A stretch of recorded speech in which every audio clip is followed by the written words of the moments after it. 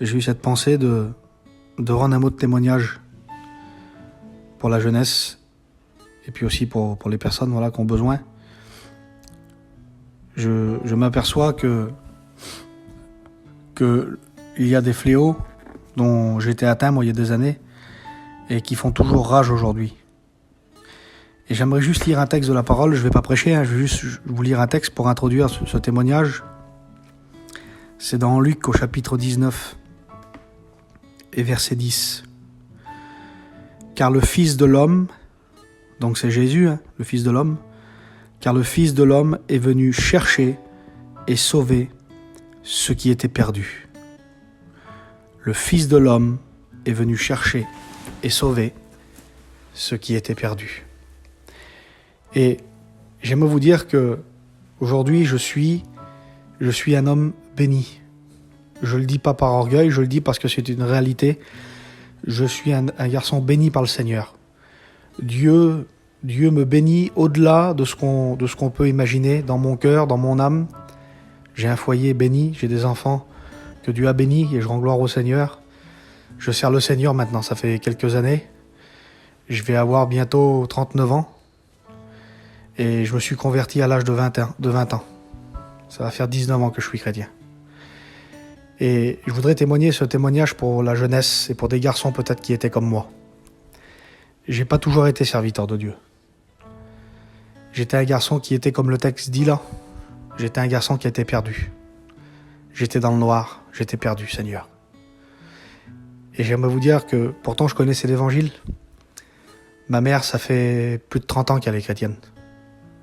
J'ai toujours vu ma mère prier, j'ai toujours vu ma mère lire la Bible. J'ai été élevé dans ces choses. J'étais tout petit, j'allais dans les conventions, on allait dans les missions, j'ai toujours connu.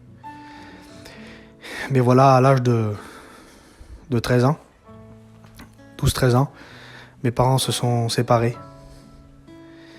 Et puis, de fil en aiguille, un jour, alors que j'avais, 13-14 ans à peu près, j'étais un petit jeune, c'était l'époque que ça commençait à être à la mode, l'époque du rap. Je commençais à écouter de la musique du rap américain. Je commençais à écouter des groupes... alors je le dis pour les jeunes qui connaissent peut-être. Je commençais à écouter des groupes comme NTM, les groupes américains comme Wu-Tang Clan, Cypress Hill, NWA, tous ces groupes-là. IAM, tout ça. Puis j'écoutais ça. Et puis j'ai commencé à l'âge de 14 ans à fumer mon premier joint. Alors c'était au début, on avait peur, on savait pas où on allait. Vous savez, le diable il est tellement fin, les jeunes. Il est tellement fin le diable, il te séduit. Alors on écoutait cette musique-là, nous, puis on croyait que c'était bien, on croyait que c'était cool, comme on dit. On croyait que c'était bien. Puis de fil en aiguille, ça a été un joint. Alors on se cachait, puis après c'était 2 joints. Puis à l'âge de 15-16 ans, je fumais pratiquement tous les jours. On fumait tous les jours. Et puis c'était un phénomène de mode pour nous. Alors pour être dans le coup, on va dire, fallait qu'on soit on était dans le coup. Alors on était une équipe de copains. Alors on fumait, on écoutait de la musique, on sortait, on faisait un peu on était un peu ignorants, mais ce qu'on savait pas nous, dans notre aveuglement, c'est qu'il y avait une puissance au-dessus de nous, une puissance diabolique, satanique, parce que derrière les drogues et derrière toutes ces choses, il y a une puissance du diable qui influence la jeunesse. Et puis je me suis senti tout doucement poussé. Et les choses mauvaises devenaient de plus en plus attirantes pour moi. Je me sentis attiré par le mal. Et les choses que je voyais auparavant graves, comme j'étais petit, que j'avais 11-12 ans, la drogue, dure, tout ça, je voyais ça grave. Mais plus je rentrais dans la drogue, plus je fumais, plus que je voyais, plus que ça se banalisait autour de moi. Et puis, à l'âge de 17 ans, le diable, il m'a amené un peu plus loin dans ces choses. À l'âge de 17 ans, le soir d'un mariage, avec un garçon, un copain, on était chez lui, puis on a sorti une bouteille de champagne, et puis on avait été acheter dans la journée de la drogue dure, de la cocaïne, pour essayer. Puis on a commencé à prendre ça. Et puis, tout de suite, on a été accrochés par cette chose-là. Et puis après, on le faisait juste le samedi, quand on sortait. Puis après, on le faisait le vendredi, le samedi. Puis après ça venait des fois, quand on allait jouer au boule l'après-midi. Quand on allait jouer au ballon. Et puis on en prenait, tous les jours. On était liés par ça. C'était devenu un lien très très fort dans nos vies. À tel point que comme on allait quelque part, si on n'avait pas ce produit avec nous, là, ben, on passait une mauvaise soirée. Il fallait ça. Il fallait ça pour passer une bonne soirée. Autrement, s'il n'y avait pas ça, on était malheureux. C'était devenu un lien. Et après, ensuite, ça a été tout des choses comme ça. C'était le monde de la nuit. Je vivais la nuit. À l'âge de 17, 18 ans, 19 ans, je vivais la nuit. Je me réveillais, il était 3-4 heures de l'après-midi et c'était les boîtes de nuit. C'était la drogue. Ensuite, c'était les cachets, ecstasy. C'était toutes ces choses.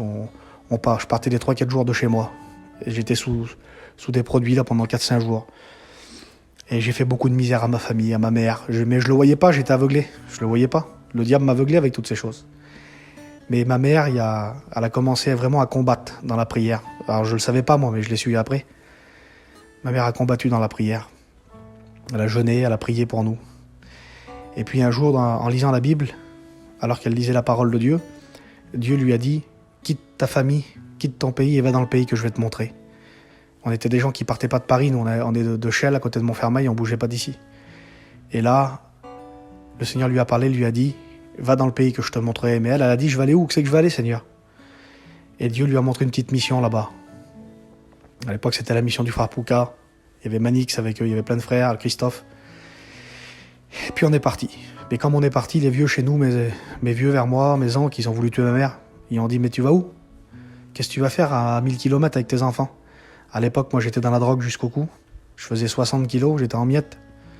Mon frère aussi commençait à toucher à la drogue. J'avais un petit frère qui avait 3 ans plus jeune que moi. Il commençait à prendre de la drogue aussi, à fumer. Mon père était en prison, j'y parlais plus. Il était en prison à Bourges. Il avait pris 5 ans, j'y parlais plus. C'était la destruction chez nous. Et puis on est parti. Sur la parole de Dieu, ma mère, elle est partie. Va dans le pays que je te montrerai. Une femme l'a appelé, il a dit voilà, viens dans la mission. Le Seigneur, il a dit qu'il va bénir tes petits, viens avec nous dans la mission. Et comme on est parti, la vieille vers nous, elle a dit à ma mère, elle a dit pourquoi que tu t'en vas ma fille? Qu'est-ce que tu vas faire là-bas à 1000 km avec t'es tout seul, ton mari là en prison, t'es tout seul. Et là ma mère, elle a dit, le diable il est en train de détruire mes enfants. Mais dis-moi, je le laisserai pas faire. Et elle a commencé à vouloir combattre. Et elle a obéi à Dieu. Et la vieille vers nous, elle a dit, parce qu'elle ne croyait pas en Dieu, elle a dit si ton fils il se convertit sur moi. Elle a dit si ton fils il se convertit, elle a dit moi je m'arrache l'œil et je le mange. On va dire c'est impossible, jamais il se convertira. Et on est parti par la foi, enfin elle est partie par la foi, ma mère. Et comme on est arrivé là-bas, je vous coupe un peu le témoignage, mais c'est important que je vous dise tout ça. Comme on est arrivé là-bas dans la mission, on a posé les campings, et là il y a un petit foyer chrétien qui nous a accueillis à côté d'eux, ils nous ont branché l'eau, le courant, on a mangé avec eux. Et j'ai vu quand même de l'amour dans ces gens-là. J'avais 20 ans, j'étais malheureux comme les pierres, je souffrais comme une bête, je parlais pas à mon père, j'étais en miettes, j'étais plongé dans les ténèbres. Et puis, je suis parti pendant 4-5 jours, boîte de nuit, c'était 5h du matin, 6h du matin. J'avais trouvé des copains sur la place, des garçons qui pratiquaient les mêmes choses que moi, et puis on s'est drogué pendant plusieurs jours. Et puis là, dans la nuit, le Seigneur a parlé à ma mère, avec une sœur, lui a parlé. Il a dit, il faut que tu prépares un jeûne. Et le mercredi, elle avait préparé un jeûne et prière. Et puis moi, le vendredi soir, j'étais à la réunion. Mes copains étaient partis, tout le monde était parti de la place, et puis je me suis retrouvé là, et je me suis senti poussé à aller à la réunion, je sais pas pourquoi, j'étais à la réunion. Et quand je me suis assis dans la réunion, mes frères et sœurs, quand je me suis assis dans la réunion, cette réunion que j'avais été toute ma vie, les chaises blanches, le petit chapiteau bleu et blanc, la petite sono, le piano, j'y ai été toute ma vie entière. Et là, comme je suis rentré, mes frères et sœurs, j'ai senti quelque chose de puissant. Alors, le frère a fait une appel, et j'ai levé la main. Et ensuite, j'ai couru dans mon camping et j'ai dit, Seigneur, il faut que tu fasses quelque chose pour moi. J'ai crié à Dieu, j'ai dit, Seigneur, j'en veux plus de ça. Je veux plus de cette vie-là, je sais que tu as un plan pour moi. Délivre-moi du péché, délivre-moi de la drogue, amène-moi dans ton plan, Seigneur. Et après avoir fait cette prière, le lendemain, il y avait une réunion, j'ai retourné. Mais là, comme j'étais à la réunion ce soir-là, mes frères et sœurs, c'était un vendredi soir, ouais, c'est ça. Et comme je suis rentré dans la réunion, j'ai été brisé par la puissance de Dieu. J'ai senti le Saint-Esprit couler sur moi. J'ai compris que Jésus était mort sur la croix pour moi. J'ai été à l'instant même délivré de la drogue, à l'instant même délivré du péché, à l'instant même délivré de tout lien, mes frères et sœurs. J'ai couru vers les serviteurs, ma chemise était remplie de larmes. J'ai couru vers les pasteurs et j'ai dit les frères, baptisez-moi, je vous en supplie, baptisez-moi. Et je me suis fait baptiser le lendemain. Et quand je me suis fait baptiser, j'étais bouleversé, j'ai pleuré pendant toute la nuit. Et quand je me suis fait baptiser, il y avait mon jeune frère qui était là dans la réunion, Jonathan. Et puis, il était habillé tout en noir, il avait des cigarettes dans la poche, il était... Voilà. Et j'ai dit, Seigneur, ce que je ressens maintenant, je veux que mon petit frère, il le ressente. Je veux que tu délivres mon frère, Seigneur. À l'instant même, je me suis retourné, il a été brisé ce soir-là. Et il s'est fait baptiser avec moi. On s'est fait baptiser tous les deux. Ma mère, elle a appelé sa mère à Paris, là-bas, elle dit, ma mère, j'ai une bonne nouvelle pour toi, ma mère. Tu peux te manger les 2 yeux. Elle dit, parce que mes 2 garçons sont convertis. Dieu bénit mes frères et sœurs. Et aujourd'hui, moi et mon frère, nous sommes serviteurs de Dieu. On est 2 prédicateurs. On prêche l'évangile. Mon frère est aumônier aussi de prison. Il visite la prison de Fleury. J'ai été aumônier aussi, moi. J'allais à Bois d'Arcy.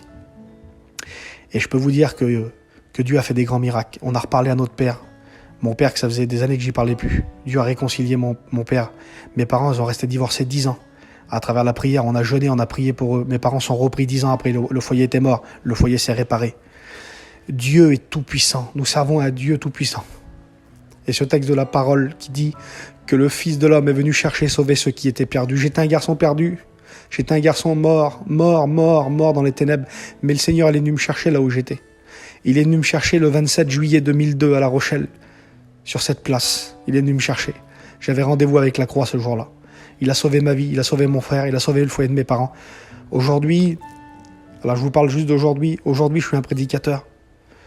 Je sers le Seigneur maintenant depuis, ça va faire 18 ans maintenant que je suis chrétien et ça va faire 15 ans, 14 ans, pour les 14-15 ans que je prêche la parole de Dieu, depuis 2005 que je prêche la parole de Dieu. On a plein de frères, plein de copains et j'ai vu plein de copains à moi qui étaient dans la drogue, des dizaines et des dizaines de copains à moi qui étaient dans la drogue, qui se sont tournés vers Dieu. J'ai eu le privilège de baptiser plusieurs de mes copains qui étaient avec moi dans la drogue. Mes frères et sœurs, Dieu bénit. Et toi, jeune garçon qui écoute ce message ou jeune fille, Dieu a un plan pour toi. Le diable a un plan, c'est de te détruire, c'est de t'amener en enfer, t'amener dans les ténèbres, c'est de te détruire à toi et toute ta famille. Mais Jésus a un plan beaucoup plus puissant, c'est sauver ton âme, c'est sauver ta vie. Aujourd'hui, je suis marié, je suis père de 3 enfants, j'ai un garçon de 16 ans qui appartient au Seigneur. J'ai un petit garçon de 8 ans et une petite fille de 3 ans. J'ai un garçon qui s'appelle Harlem, une petite fille elle s'appelle Judée et un petit s'appelle Azaf. Je vous dis la vérité, Dieu a béni fortement ma vie. Et je ne me verrai pas encore un jour vivre sans Dieu. Je ne peux pas vivre sans Dieu. Alors, ce message, j'ai eu à cœur de le faire pour la jeunesse qui est trompée par le diable. Les jeunes, ne vous laissez pas influencer par l'ennemi. Jésus, il est en train de vous chercher. Le Fils de l'homme est venu chercher et sauver. Il te cherche en ce moment. C'est pour ça que partout où c'est que tu vas, tu as vu, ça te parle de Dieu. Tu écoutes des cantiques, ça te touche. Tu sens que le Seigneur, il te cherche. Tu sais pourquoi il te cherche? Parce qu'il veut te sauver. Car le Fils de l'homme est venu chercher et sauver. Il veut te sauver, le Seigneur. Il veut sauver ta vie. Il veut sauver ton foyer. Il veut sauver et il délivre. Alors je te le dis au nom du Seigneur, là où tu es, pendant que tu écoutes ce message, que tu sois dans ta voiture, que tu sois dans une auto, que tu sois dans un squat en train de te droguer, peu importe où c'est que tu es, Dieu t'aime et il veut te chercher, il veut te bénir, il veut te sauver, le Seigneur. Que Dieu te bénisse. Que Dieu te bénisse. Voilà, je partage ce message, peut-être aussi aux mères de famille, aux pères de famille qui ont des enfants, ou de la famille peut-être. Dieu délivre. Partagez ce message autour de vous, ce témoignage. Que Dieu vous bénisse, que Dieu vous garde et vous protège. Amen.